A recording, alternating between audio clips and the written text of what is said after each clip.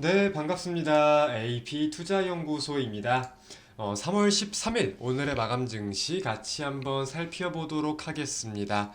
사실상 분봉상 흐름을 체크해보면 아시겠지만 확연한 V자가 확인이 되는 하루였습니다. 개장 직후에는 이제 실리콘밸리 뱅크죠. SVB의 파산 여파에 대해서 우려감이 확대가 되면서 증시가 낙폭을 확대시키려는 흐름들이 나왔지만 이후에 미국의 연준과 재무부가 좀 굉장히 빠르게 재빠르게 그리고 좀 공격적으로 가담을 하면서 이 피해가 금융시장에까지 이어지지 않게 노력하는 모습들이 확인이 되면서 다시금 불확실성이 완화되는 국면으로 증시가 상승하는 모습을 보였어요. 동시에 이제 달러화가 굉장한 약세를 보였다 보니까 거기에 대해서 개장 직후에는 달러화가 약세를 보였어도 달러원 환율이 하락을 했어도 위험자산 자체적인 투자 심리가 살아나지 않으면서 증시는 계속 떨어졌거든요. 근데 그 불확실성 리스크, 우려감 리스크가 점차 해소가 되다 보니까 외국인이 매도세에서 매수세로 포지션을 점차 바꾸면서 양대 증시가 상승하는 데 견인을 하였다라고 좀 판단을 할 수 있던 하루라고 생각을 하고 있습니다.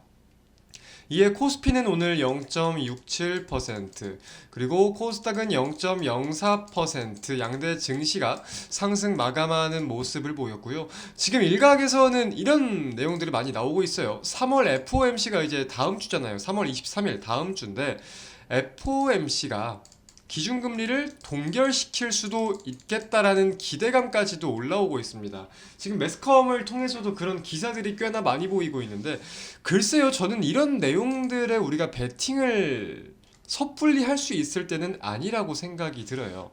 오늘 다뤄볼 내용들을 좀 살펴보자면은 바이든의 대응책이 과연 올바른 행위였을까?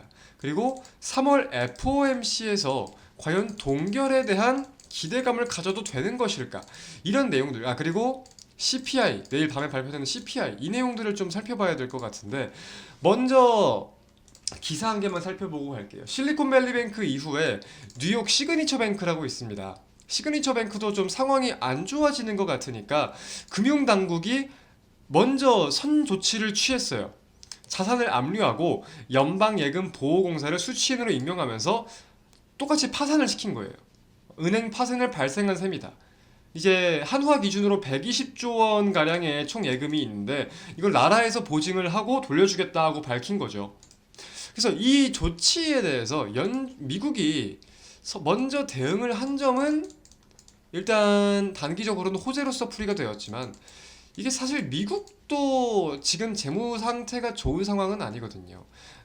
아는 분들도 계시겠지만 이제 부채 한도에 대한 우려감이 좀 깊어진 상황에서 현금 유동성이 사실상 미국도 지금 좋은 상황은 아닐 거라고 저는 판단을 하고 있는데 또 이 지역 은행들 관련해가지고 관련된 비슷한 내용들이 안 나오면 물론 다행인데 이런 내용들이 무언가가 또 제기가 됐을 거다라고 했을 시에는 그걸 다해 미국 정부 자체에서 재무부에서 막아줄 수는 없을 거거든요. 그래서 해당 리스크들이 좀 어떻게 진행되는지 우리가 꾸준히 지켜볼 필요가 좀 있겠다. 물론 베스트는 이런 리스크들이 수면 위로 떠오르지 않는 점이겠죠. 그래서 이제 이런 내용들을 가지고 이런 리스크가 점차 확대가 되니까 3월 FOMC에서 동결을 할 수도 있겠다라는 일각의 시선들이 좀 수면 위로 올라오고 있는데 글쎄요, 이거는 생각하기 나름일 것 같습니다. 제 개인적인 견해를 영상을 통해서 풀어드릴 수는 없겠지만 여기에 대해서 100% 기대감을 가지는 것은 무조건적으로 섣부르겠다고 생각이 들어요. 왜냐면은 시장은 결국 기대감에 의해서 오르고 내립니다.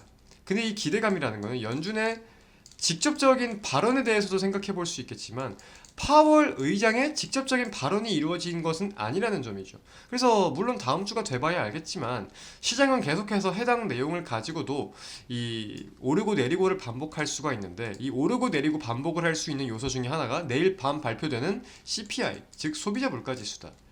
소비자 물가지수에서 지금 주거 렌탈, 즉 뭐 전세 월세 그런 개념이겠죠.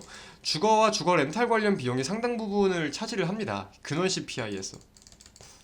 연준은 CPI보다 근원 CPI를 주목하죠. 근데 이 주거 관련된 부동산 지표예요, 결국은. 부동산 지표가 지금 꺾이는 추세가 조금씩 조금씩 보이고 있다.